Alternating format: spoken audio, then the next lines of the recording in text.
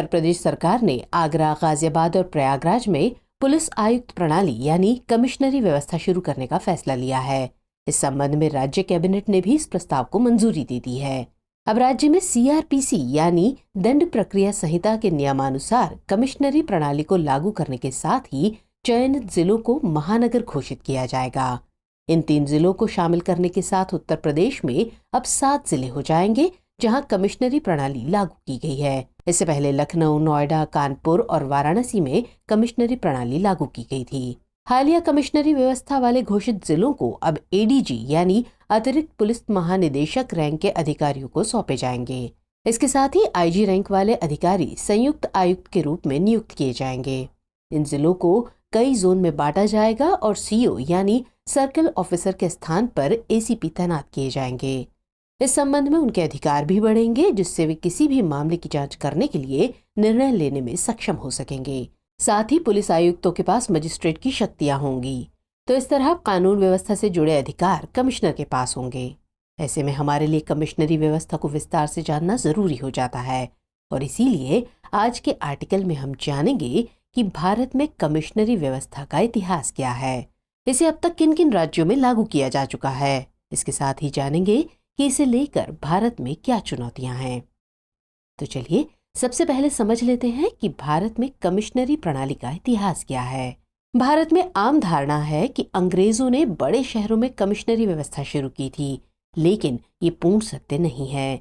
दरअसल भारत में कमिश्नरी व्यवस्था शुरू करने का श्रेय हैदराबाद रियासत के निजाम को जाता है। दरअसल निजाम ने साल 1848 में कमिश्नरी व्यवस्था को लागू किया था। इसके लगभग 1 दशक बाद मेट्रोपॉलिटन शहरों यानी कलकत्ता, बॉम्बे और मद्रास में कमिश्नरी व्यवस्था प्रारंभ हुई। तो इस तरह कहा जा सकता है कि कमिश्नरी प्रणाली की शुरुआत 1850 के दशक के अंत में प्रेसिडेंसी शहरों में हुई थी। कलकत्ता, बॉम्बे और मद्रास में पुलिस आयुक्तों की नियुक्ति की वजह इन शहरों में बड़ी संख्या में यूरोपीय आबादी थी। ईस्ट इंडिया कंपनी के निदेशक और बाद में क्राउन के प्रमुख अधिकारी चाहते थे कि इन शहरों का प्रशासन यूरोपीय शहरों की तरह हो। इसलिए कलकत्ता, बॉम्बे, मद्रास और रंगून कमिश्नरी को 1866 के कलकत्ता पुलिस अधिनियम द्वारा स्थापित किया गया था, जबकि जिला मजिस्ट्रेट या कलेक्टर 1861 के पुलिस अधिनियम के तहत जिले के प्रभारी होते थे और इन्हें पुलिस अधीक्षक रिपोर्ट करता था। मजिस्ट्रेट की कार्यकारी शक्तियां जैसे निवारक गिरफ्तारी के आदेश जारी करना या धारा 144 लागू करना कलेक्टर में निहित थीं। इस संबंध में व्यवस्था न्याय प्रदान करने और भू राजस्व एकत्र करने का एक प्रभावी साधन थी। आगे चलकर आजाद भारत में कमिश्नरी व्यवस्था पहली बार अहमदाबाद और दिल्ली में क्रमशः 1960 और 1978 में लाई गई थी। आजादी के बाद कमिश्नरी को मिलने वाली विशेष स्थिति धीरे धीरे खत्म हो गई। इससे कलकत्ता, बॉम्बे और मद्रास कमिश्नरी भी अछूते नहीं रहे। अब पुलिस आयुक्त यानी कमिश्नर सीधे सरकार को रिपोर्ट करते हैं, न कि राज्य के आईजीपी या डीजीपी को। इस तरह उत्तर प्रदेश में कमिश्नरी व्यवस्था लागू होने से पहले ही भारत के अन्य प्रांतों और केंद्र शासित प्रदेशों में ये व्यवस्था चली आ रही है, लेकिन इसके रूप और प्रारूप अलग अलग रहे हैं। तो चलिए अब राज्यों और संघ शासित प्रदेशों में इस कमिश्नरी व्यवस्था के बारे में जान लेते हैं। तो भारतीय संविधान की 7वीं अनुसूची के तहत पुलिस राज्य सूची का विषय है। इसका मतलब है कि अलग अलग राज्य इस विषय पर कानून बना सकते हैं। यही वजह है कि विभिन्न राज्य सरकारों ने कमिश्नरी व्यवस्था के मामले में शक्तियों और कार्यों के हस्तांतरण के संबंध में अलग अलग मानदंड लागू किए हैं। गौरतलब है कि बिहार, केंद्र शासित प्रदेश जम्मू कश्मीर और कुछ पूर्वोत्तर राज्यों को छोड़कर लगभग सभी राज्यों में कमिश्नरी प्रणाली है। जुलाई 2022 तक भारत के 16 राज्यों और केंद्र शासित प्रदेशों के 71 नगरों व महानगरों में कमिश्नरी व्यवस्था लागू थी। दिलचस्प बात यह है कि अंग्रेजों ने इस प्रणाली को कोलकाता, मुंबई और चेन्नई प्रेसिडेंसी में तो लागू किया था, लेकिन उन्होंने इसे दिल्ली में लागू नहीं किया था। दिल्ली में इसे लागू करने का श्रेय मोरारजी देसाई सरकार को जाता है। इसे दिल्ली में साल 1978 में लागू किया गया था। इसी वर्ष यानी 1978 में उत्तर प्रदेश में भी कमिश्नरी प्रणाली शुरू करने की पहल कानपुर से की गई, लेकिन ये सफल नहीं हो सकी। इस मामले में जानकारों का मानना है कि उत्तर प्रदेश में कमिश्नरी व्यवस्था में देरी आईएएस लॉबी के विरोध के चलते हुई। भारत में नौकरशाही ने कमिश्नरी प्रणाली का पूरी तरह से विरोध किया है। यहाँ तक कि 1978 में भी नौकरशाही ने कमिश्नरी प्रणाली का विरोध किया था। गौरतलब है कि उत्तर प्रदेश में लागू की गई हालिया कमिश्नरी से नौकरशाही ने कुछ शक्तियां छीन ली हैं।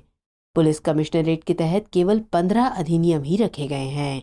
नौकरशाही ने लाइसेंस, शस्त्र अधिनियम, आबकारी कानून आदि के मुद्दों को अपने पास रखा है।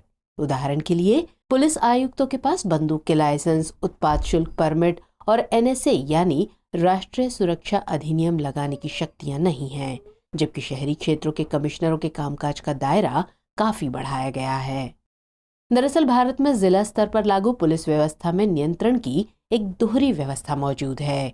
इसमें पुलिस प्रशासन की निगरानी के लिए SP यानी पुलिस अधीक्षक को जिला अधिकारी के साथ काम करना होता है, लेकिन दूसरी तरफ महानगरीय स्तर पर कई राज्यों ने इस दोहरी प्रणाली को कमिश्नरी प्रणाली में बदल दिया है। ये प्रणाली जटिल शहरी केंद्रित मुद्दों को हल करने के लिए तेजी से निर्णय लेने में सक्षम होती है। कमिश्नरी प्रणाली में पुलिस आयुक्त एक एकीकृत पुलिस कमांड संरचना का प्रमुख होता है। ये आयुक्त शहर में कानून व्यवस्था के लिए जिम्मेदार होता है और अपने कामकाज के लिए ये राज्य सरकार के प्रति जवाबदेह होता है। पुलिस आयुक्त के अधीन मजिस्ट्रियल शक्तियां भी होती हैं। इनमें विनियमन, नियंत्रण और लाइसेंसिंग से संबंधित अधिकार शामिल हैं। पुलिस आयुक्त के पद पर उप महानिरीक्षक रैंक या उससे ऊपर की रैंक के अधिकारी को नियुक्त किया जाता है। इसकी सहायता के लिए विशेष, संयुक्त, अतिरिक्त और उप आयुक्तों को नियुक्त किया जाता है। अब अगर बात करें कि कमिश्नरी प्रणाली कितनी आबादी वाले जिलों या महानगरों में लागू की जाती है, तो इसके लिए ऐसा कोई खास प्रावधान नहीं है। हालांकि विभिन्न पुलिस आयोगों और केंद्रीय गृह मंत्रालय द्वारा मोटे तौर पर यह स्वीकार किया गया है कि 10 लाख से ज्यादा की आबादी वाले निगमों में मजिस्ट्रेट के कार्यों को पुलिस को स्थानांतरित करके एक अलग आयुक्त के अधीन रखा जाए। ऐसे ही पुलिस अधिनियम 1861 और 1973 के अनुसार 10 लाख और उससे अधिक की आबादी वाले सभी जिले पुलिस आयुक्तालय प्रणाली लागू कर सकते हैं। चलिए अब समझने की कोशिश करते हैं कि कमिश्नरी व्यवस्था के मामले में क्या कुछ चुनौतियां हैं। दरअसल कमिश्नरी प्रणाली के कार्यान्वयन ने एक केंद्रीकृत प्रणाली को जन्म दिया है।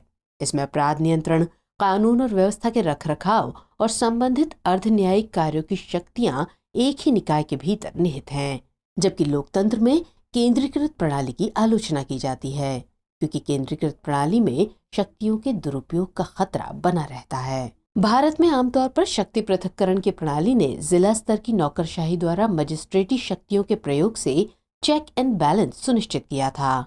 नियंत्रण और संतुलन की ये प्रणाली महत्वपूर्ण मानी जाती है, क्योंकि शक्तियों के प्रयोग का व्यक्तिगत स्वतंत्रता पर गंभीर प्रभाव पड़ता है। CRPC की धारा 106 से 124 तक पुलिस को विवेकाधीन शक्तियां दी गई हैं। ऐसा माना जाता है कि ये शक्तियां अक्सर उत्पीड़ित जाति समुदायों के खिलाफ प्रयोग की जाती हैं। कमिश्नरी और शहर के पुलिस संगठनों के बीच एक और महत्वपूर्ण अंतर कानून और व्यवस्था के रखरखाव को लेकर है। उदाहरण के तौर पर अगर देखें तो दिल्ली में अपराध की समीक्षा में महापौरों और दिल्ली के मुख्यमंत्री को पूरी तरह से अनदेखा कर दिया जाता है। ये सब महानगरों में पुलिसिंग को कहीं अधिक जटिल बना देता है। अब ऐसे में सवाल उठता है कि आगे की राह क्या हो। तो कमिश्नरी प्रणाली को लागू करने का मकसद पुलिस को अपराध से निपटने के लिए कुशल और प्रभावी बनाना है, खासकर कानून और व्यवस्था से जुड़े उन मुद्दों के संबंध में जो शहरी क्षेत्रों में तेजी से विकसित हो रहे हैं। इस संबंध में पुलिस को निर्णय लेने की शक्तियां भी दी जाती हैं, लेकिन पुलिस को निर्णय लेने में सक्षम बनाने वाली इन्हीं शक्तियों की वजह से कमिश्नरी व्यवस्था की आलोचना भी की जाती है। कहा जाता है कि पुलिस की शक्तियों पर नियंत्रण का अभाव है, लेकिन तमाम आपत्तियों के बावजूद वर्तमान कमिश्नरी व्यवस्था की लोकप्रियता बढ़ी है। यहाँ तक कि छठे राष्ट्रीय पुलिस आयोग की रिपोर्ट में भी कमिश्नरी व्यवस्था को लागू करने की वकालत की गई है। दरअसल कमिश्नरी प्रणाली एक केंद्रीकृत पुलिस व्यवस्था का निर्माण करती है, जो शांति और कानून व्यवस्था बनाए रखने में ज्यादा त्वरित और सक्षम मानी जाती है। इसकी वजह से भारत के विभिन्न क्षेत्रों में इसे लागू करने की मांग उठ रही है।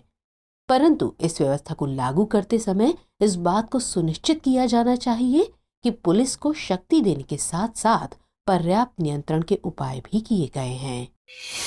चलिए अब नोट कर लीजिए।